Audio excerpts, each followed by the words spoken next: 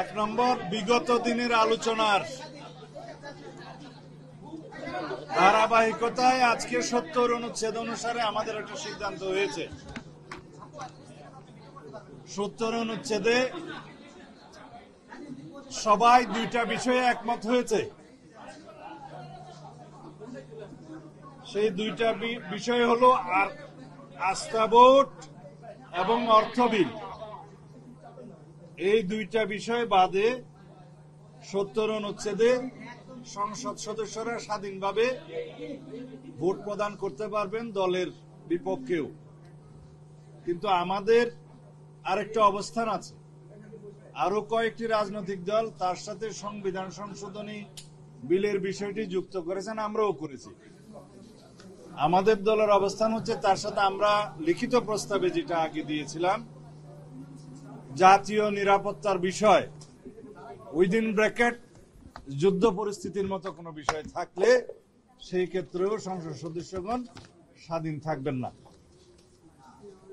সিদ্ধান্ত হয়েছে আস্থা ভোট এবং অর্থ বিলের বিষয়টি জাতীয় সনদে উল্লেখ থাকবে, সবাই স্বাক্ষর করতে পারবেন। তবে বাকি দুইটা বিষয় এইভাবে আলাদা সংযুক্তি থাকবে যদি আমাদের দলের নির্বাচনী ইশতেহারে এগুলো আমরা উল্লেখ করি স্পেসিফিক। সেই ক্ষেত্রে আমরা যদি দায়িত্বপ্রাপ্ত হই তখন আমরা এই দুইটি বিষয়ও এখানে সংযুক্ত করতে পারব। এভাবেই সিদ্ধান্তটা মোটামুটি হয়েছে। আর স্থায়ী কমিটির বিষয়ে একটা সিদ্ধান্তে আসা গেছে, 4টি committee, public accounts committee, privilege committee, estimation committee, public undertaking committee সহ, এই 4টা সহ অন্যান্য কিছু জনগুরুত্বপূর্ণ বিষয় সংক্রান্ত স্থায়ী কমিটিগুলোর সভাপতির পদ বিরোধী দলের মধ্যে আসনের সংখ্যা অনুপাতে বিরোধী দলের কাছে প্রাপ্ত হবে। এই হিসেবে মোটামুটি সবাই একমত হয়েছে, এটাও আসবে। আর এখন আলোচনা চলছে নারী আসনের বিষয়ে, এখনো সেটা সমাপ্ত হয়নি। তবে 100 আসন সংরক্ষিত রাখার বিষয়ে সবাই মোটামুটি একমত। এটা নির্বাচন পদ্ধতি কি হবে সেটা নিয়ে বিতর্ক হচ্ছে, আপনারা পরে জানতে পারবেন। সংসদীয় স্থায়ী কমিটি আবার বলতে হবে।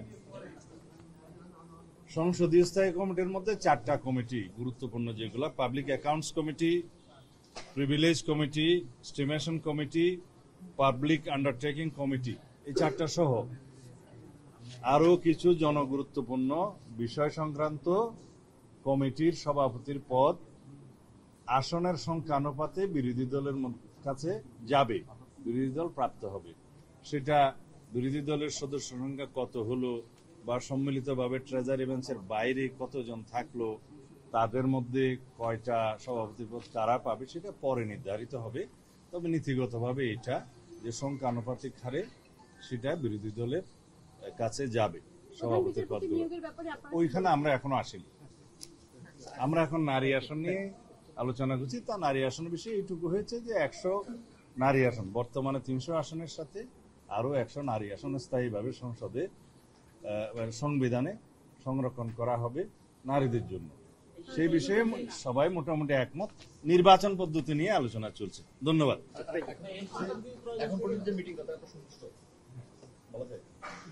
সন্তুষ্ট হব কি হব না সেটা আলোচনার পরে হবে। তবে আমরা চাই জাতীয় ঐক্যমত সৃষ্টি হোক, আমরা সবাই একটা জায়গায় আছি এবং সংস্কারের মধ্য দিয়ে আমরা আমাদের নতুন গন্তব্যে পৌঁছাই এবং আমাদের সেই শক্তিশালী গণতান্ত্রিক বাংলাদেশ আমরা বিনির্মাণ করি। আমরা চেষ্টা করছি সবাই যাতে মিনিমাম একটা জায়গায় এসে সংস্কারের বিষয়গুলো সমাপ্ত করতে পারি এবং জুলাইয়ের মধ্যে যাতে জাতীয় সনদ স্বাক্ষরিত হতে পারে। ধন্যবাদ। এটা জাতীয় ঐক্যমত্য কমিশন জবাব দেবে, আমি এই বিষয়ে কথা বলবো।